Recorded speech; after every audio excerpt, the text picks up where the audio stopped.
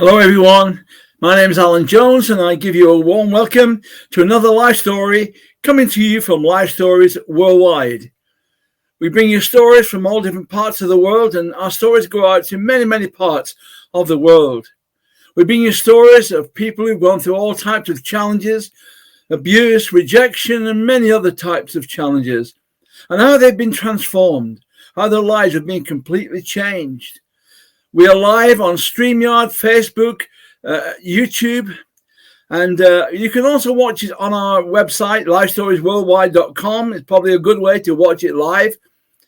Our story today comes from Walsall in the UK, where Andy Flute is waiting to share his story. Andy was in the boxing ring, and he could hold his own against the very best. He fought 4 world champions. He fought bravely for the British title, and he was chosen to be a sparring partner by Chris Eubank, Nigel, Benn, and Joe Calzaghe. But even when he was going through those great days, those glory days, when he walked through those ropes, he described as having a demon on his shoulders. But things have changed for Andy, and he's going to share his story now. So welcome, Andy, to share your story. Welcome. Pleasure to be here. It is a pleasure. Oh, carry on. You can share your story now then.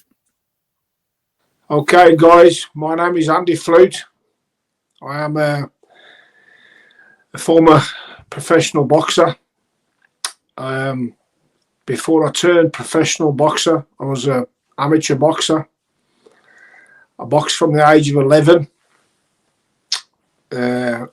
winning titles from the age of 11, 12, 13, 14, 15, 16, 17, winning all junior titles, National Association of Boys Club titles. You know, I was best in England. And then I was picked to box for England.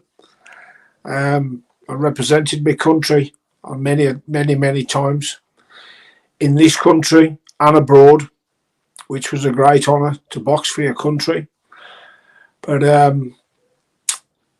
after celebrating my victories, when I got a little bit older, when I turned 17, 18, I started to have a drink like any normal teenager, and that drink followed me all the way through my career, because I liked the taste of it, and it did something for me that I liked. So I thought I could do both, really, but I should have just stuck to my career, and I would have got a lot farther. But it's not about that today. It's just about addiction, and how my biggest fight was addiction, and how I've won my biggest fight. But yeah, I had a great amateur career. Boxed all over Europe, captained the England team, boxed in Germany, knocked the German champion out the second round, boxed in Bulgaria, knocked the Bulgarian champion out.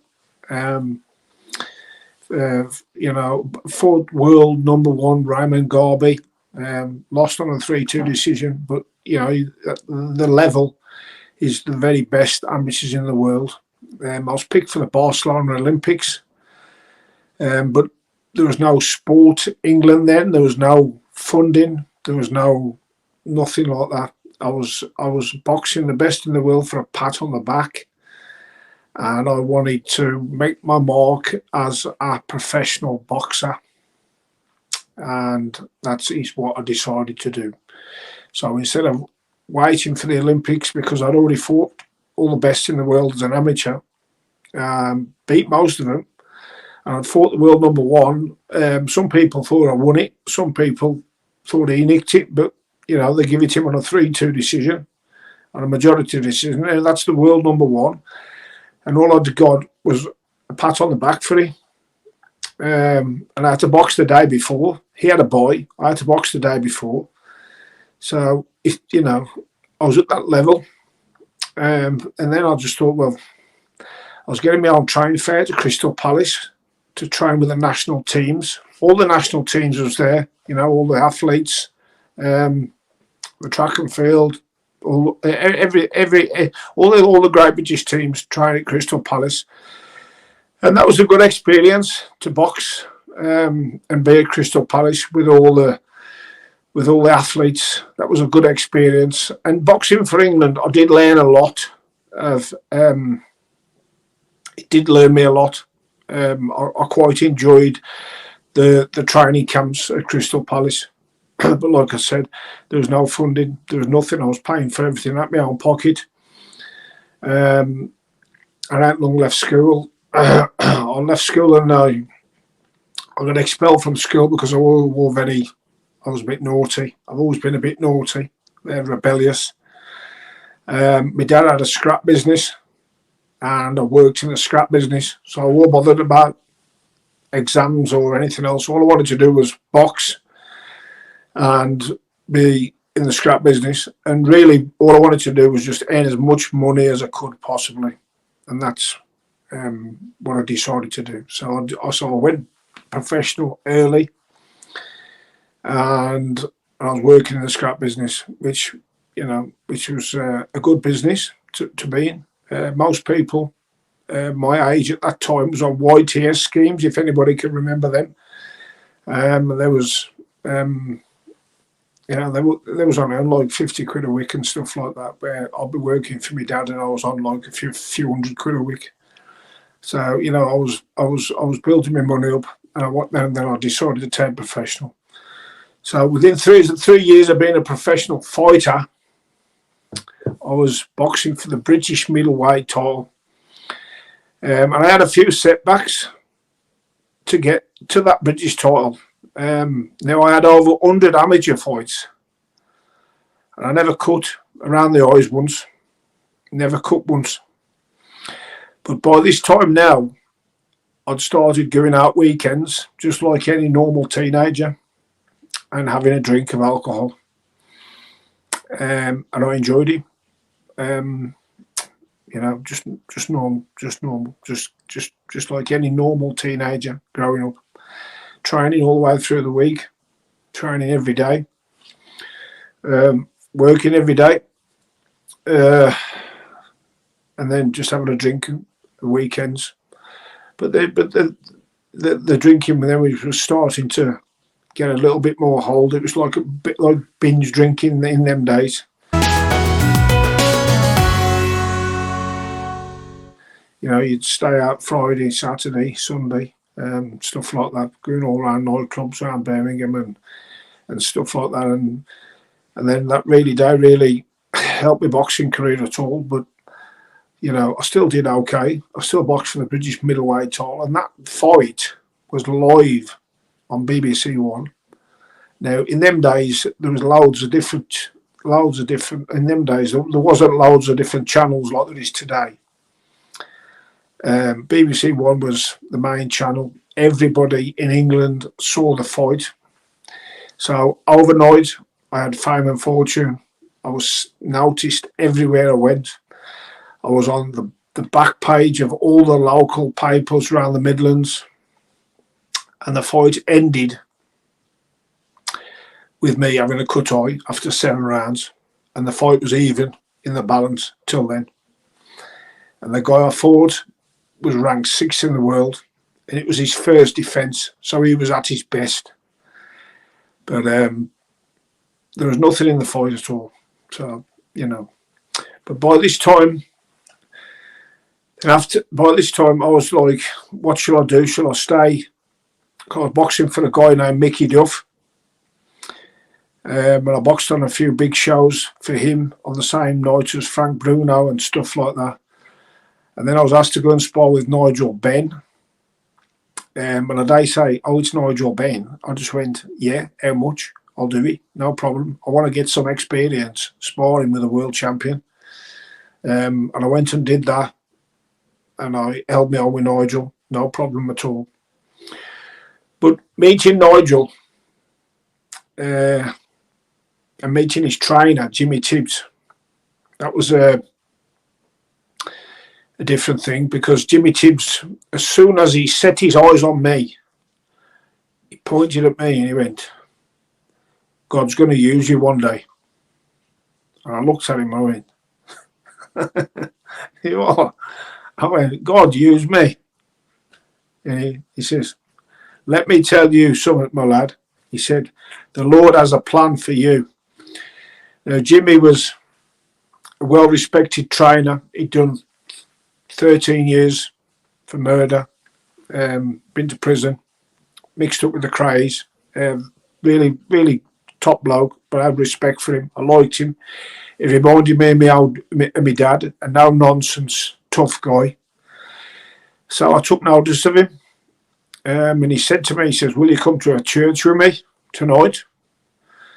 So I says, yeah, just to keep, I thought, I don't know where it's going, but I went just to keep him happy, like, because he said, God's going to use you. So he took me to this church. I was like, I don't know what to expect. And anyway, went to the church service, come back, done the sparring, done really well. And then I carried on with my boxing career. And then I was asked, while I was still fighting for Mickey Duff, I was asked to box Richie Woodall for the Commonwealth title. And I'd sparred with Richie Woodall and I had no problems with him at all. It was quite easy, to be honest. So I thought that was a fight I could win. And then I had a guy named Ron Davis ring me up, and he was Chris Eubank's Chris Eubank's trainer. And he said, Andy, do you want to come to Brighton and spar with Chris Eubank? Chris Eubank's on his world tour. So I says, yeah, okay, no problem. How much? So that was my main thing. Always how much. And we agreed a fee. And I went down to Brighton and got in the ring with Chris. For the first week, it was tough, man. Really tough. I did it on my own. There was no other sparring partners there. And let me tell you, being a sparring partner with somebody like Chris Eubank is harder than fighting him, because you've got to do it every day. And Chris, they take it lightly. And you can either cope or they get somebody in who can cope. But you know what? I could do it, and I did it well, and I wanted to learn. But while I was doing this, I was having a drink of alcohol every night, just a social. After training, I'd get back to the hotel, have a meal, and then I'd go out around Brighton for a few pints. So slowly but surely, all the way through my career, drinking was always a part of it, because after I'd trained, I always had a few pints. I always had, a drink. And I did the sparring well. And then Barry Hearn, who was Chris Eubank's manager at the time, Chris Eubank was so impressed with me that that Barry Hearn come to the gym to watch me spar with Chris. And he wanted to sign me up, and I got to laugh. The very first sparring session, Chris Eubank just come out and never threw a punch. So I didn't throw a punch either. So, but all Chris was doing, that's just Chris being eccentric. That's just the way he was. He was just trying to draw me in, trying to pull me onto a punch, suck a punch or something. So I just stood back and didn't throw a punch. I wasn't intimidated by him. I wasn't intimidated by anybody. You know what I mean? And I just, Then the next round, he went at it, trying to knock me out. But you know what? I got a good defence. I've been boxing a long time. I took it on my arms and my elbows. You can't take them sort of punches on your chin and to the body. You need a good defence, and I had a good defence. And I carried on. I'd done the sparring. Barry Hearn was that impressed. He said, I will make you world champion. He said, if you come and sign with me. So I was in a bit of a dilemma. Shall I stay boxing for Mickey Duff, box for the Commonwealth title, or shall I go with Chris Eubank's manager? and get on his world tour. He promised me, to fight on his world tour, Sun City, and so I had a lot to think about. So I went up and down to Brighton a few times. Must have done about 200 rounds sparring with Chris. He even thanked me live on TV.